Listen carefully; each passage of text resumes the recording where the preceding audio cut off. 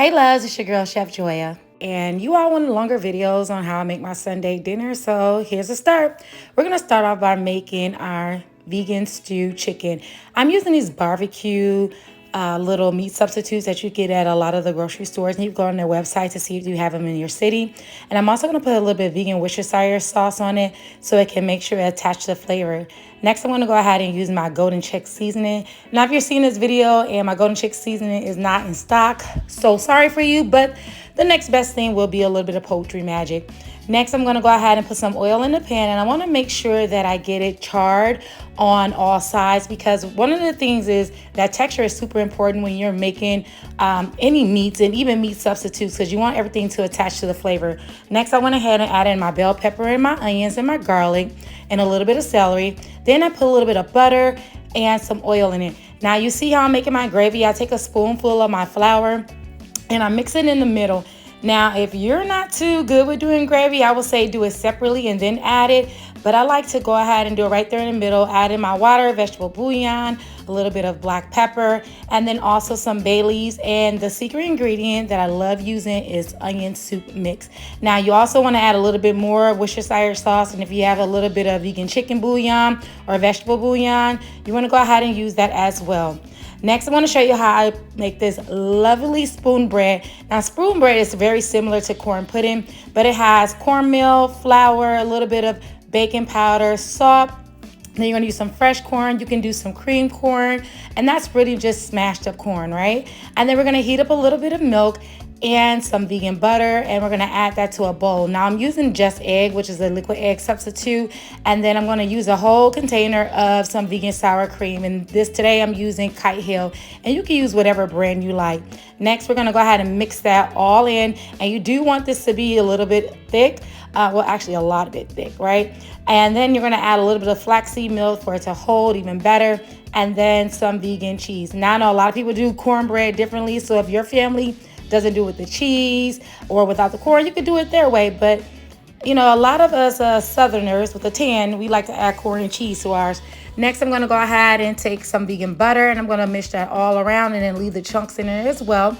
And then I'm going to spoon in my spoon bread. And my oven's already heated to 350 degrees, where I'm going to leave it in the oven for about 45 minutes after I smooth it out.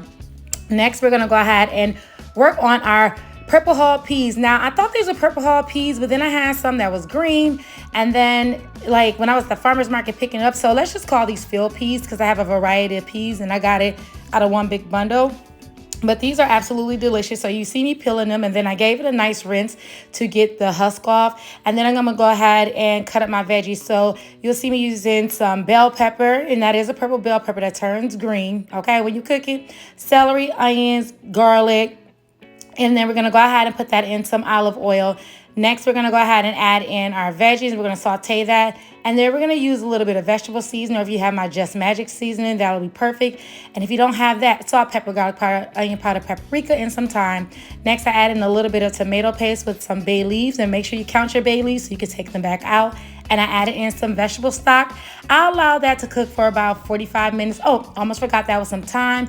And this is a little bit of vegan pork bouillon that I get at the Asian market. It does not have any animal fat in it. So I added that along with a little bit of vegan Worcestershire sauce. And that was cooking for about 45 minutes. And then I went ahead and put in my okra.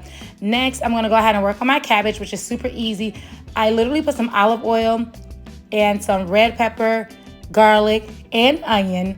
I use my red cabbage, and then my garlic powder, onion powder, thyme, hot sauce, vegan Worcestershire sauce, my amazing Cajun seasoning, and I also added a little bit of crushed red pepper for heat. And then I love cooking with white wine, so you can go ahead and add a little bit of white wine or even a red wine vinegar. And don't forget to add in your brown sugar.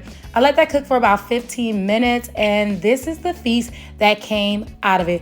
This was absolutely delicious. And your girl made a coconut cake off camera. So let me know if you want the recipe for that as well. It was super easy, like unbelievably easy. And even my tomato and cucumber salad.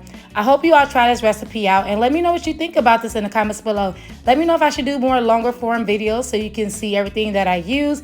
And I'll make sure I list the ingredients, but not necessarily the measurements, because you already know your girl does not measure. I hope you all have already subscribed to my channel. If not, What is you doing? Make sure you click that like and subscribe button. Leave a comment and let me know if you're new here so I can say hello. And thank you so much for tuning in to my channel, Say What Is Vegan. I'll see you next time. Ciao. Oh, I dropped my cake too.